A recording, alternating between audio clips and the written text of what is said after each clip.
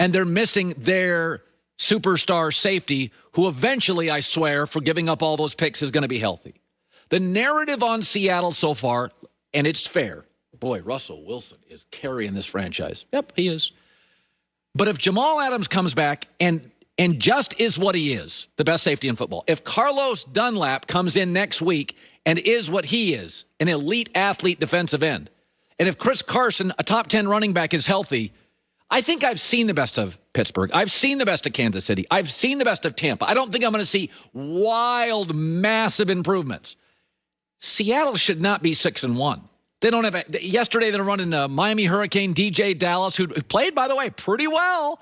Played that rookie running backs, no pass rush, no Jamal Adams, and they are a penalty away from being unbeaten. I think the ceiling for Seattle is massive. We came into this season saying let Russ cook. I think their offensive line's better than I thought. Some teams we know are good, Green Bay, but they've got an unfixable hole. They're not physical. Yesterday, once again, Minnesota said, we're going to run, try to stop us. Green Bay can't. Green Bay's got a hole they can't fix. They can't fix it at the trading deadline.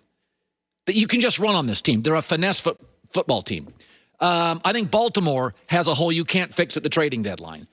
They're a very average passing team, especially if they trail late. Yesterday, they led at half. They trail late. They don't have a lot of time. It's not what they do well. I look at Seattle, I'm like, they don't have Carlos Dunlap, who'll easily be their best defensive lineman. They don't have Jamal Adams, second best player, third best player on the team. They don't have any healthy running backs. They're on rookies. And yesterday, that game wasn't even that competitive against the best coach, I believe, young football coach in America, Kyle Shanahan, with a top 5 defense statistically and all sorts of playmakers. So I feel like I have seen the 3 best teams in the league. I kind of know what they are. Seattle is 4 with a chance to be better than all of them. And if you look at their schedule, what's scary for Seattle is, boy, they got some cupcakes. They got some teams that could be trading at the trading deadline coming up. They've got some teams that aren't very good, that could be resting people. Seattle has a shot going forward. Their toughest games are in division, but they got some games coming up. Seattle may end up being the number 1 seed. And if they become that, we know that half of the season, they didn't have Jamal Adams, Carlos Dunlap, and hit and miss on healthy running backs. Very good. Like sometimes how you win and how you lose. Here's the really bad news for Baltimore and the really great news for the Pittsburgh Steelers. Pittsburgh Steelers should have lost that game. That game went the exact way Baltimore wanted it to go. You couldn't stop the running game. They forced turnovers. Pittsburgh couldn't move the ball. Pittsburgh couldn't run the ball. Everything. If you looked at the box score without the quarterbacks, you'd be like, oh, my Baltimore rolled them. The great news for Pittsburgh, you won that game. You won a game in which you were controlled. Time of possession, you had 2 turnovers, by the way. Baltimore ran for 265 yards. When's the last time they did that and lost? But they did. And they did because of Lamar Jackson. He wasn't very good. And there were a lot of criticisms of Lamar Jackson coming out of college. And by the way, every quarterback out of college gets criticized. I mean, I remember when people were on Andrew Luck. I don't know about his arm. I was like, folks, it's about as good as a college quarterback is. Trevor Lawrence, you're starting to hear criticisms. But Lamar, people got very sensitive. And the criticisms were fair. He's an unbelievable athlete. But we know in NFL history, you got to be able to throw the ball effectively and accurately. He's struggling. We got tape. It's getting bad. Since week 1, he's not good. He completes 57% of his throws. That's bad. That's like, in the NFL right now, everybody's around 64 to 68. Russell Wilson for a while was at 75. He's got a weird throwing motion. His accuracy is hot and cold. He is, sometimes his touch is terrible. And everybody's got a book on him now. We're not saying he can't be an NFL quarterback. That's not the question. Of course he can. But the difference is, Russell Wilson and Kyler Murray are hyper-athletic, but the athleticism complements 2 guys that are great throwers of the football. They throw a beautiful ball. With Lamar Jackson, his athleticism is starting now to kind of define who he is. You stop that, you stop him. So there are a lot of different ways. When he came into the league, and I was one of those who questioned it. I said, I think he's a bit of a project. I don't like his throwing motion. My takeaway was always, what's he going to be on third down? In college and high school, a quarterback, you just take off and run on third down. That works. In the NFL, at some point, you're going to have to sit in the pocket in third down. The coaching's way better. The athletes are way better. They're going to make you throw on third down. You don't have to in college. You don't have to in high school. You can just take off. And that was always, and I remember getting on Twitter and people, what are you saying? And I'm saying, I don't know. I watched him play in college. He ran for 200 yards in some games. That's not going to work in the NFL. He's not a great thrower of the football yet. We just have to recalibrate things, I think, on Lamar Jackson. Baltimore's still good. He's still good. But the whole Russell Wilson category, Mahomes category, Aaron Rodgers category, and some of these new young stars. This morning, if you ask me, next 10 years, Joe Burrow, Lamar Jackson, I take Burrow.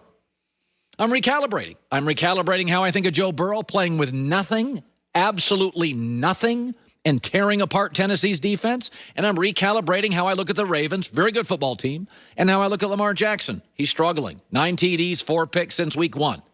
He beat Cleveland. We know what Cleveland is. So Mike Tomlin, I think, really touched on something with Lamar Jackson. When he came into this league, everybody fears new in the NFL. First of all, new catches everybody off guard. The Wildcat worked. Snapping a ball to a running back worked for a year. Even the Patriots tried it. So new can work in this league. And I think Lamar Jackson initially kind of scared people. It's like, I'm not sure if we have the linebackers that can keep up with him. I'm not sure there's a lot of fear. There's a lot of fear.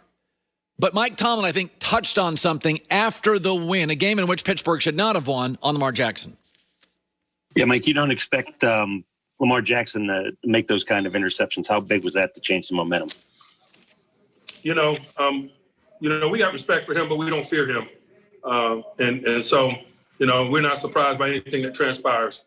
And I think that is today how I view Lamar Jackson and how the league views him. You got to respect him. He can do stuff other guys can't. But the fear part of it is like, no. There's a way now. Drop 8 into coverage. Make him make throws up the sideline. Make him show some touch. Make him be an accurate thrower of the football. And I think there's now a way to make things uncomfortable for him. And he now has to recalibrate himself, get through this. A lot of young guys don't. A lot of quarterbacks, they're good. You throw up a wall, and they can never break through it. I mean, a couple of weeks ago, we were talking about Patrick Mahomes. Everybody was like, play a zone against him. Play zone against Patrick Mahomes. Yeah, that worked for about 2 weeks. And that doesn't work anymore. And for Russell Wilson, for a long time, it was like, hey, you get a spy on Russell Wilson. You just put a spy on Russell and follow him around the field. And that worked for about 3 games, and now it doesn't work anymore. So, Lamar, let's recalibrate. Let's realize that the league has kind of figured out some of his deficiencies. Can he break through it? We'll watch. Still a good team, still a good quarterback. But today, I take Burrow over Lamar next 10 years if you ask me. All right, let's start with this. Secondly, with this. So I've watched every NFL team like you every weekend. I even sit through crappy Jag games. This is what I'm paid to do. Joy and I watch bad football all the time. There are 3 teams in the NFL I think that have separated. Kansas City, Pittsburgh, and Tampa Bay tonight. There is a 4th team which I think could be better than all of them. And this is what's scary about Seattle. They are a personal foul call in Arizona from 7-0. And they should not be. They play in the toughest division in football. None of their running backs are healthy yesterday. They played a hyper-physical team. They have no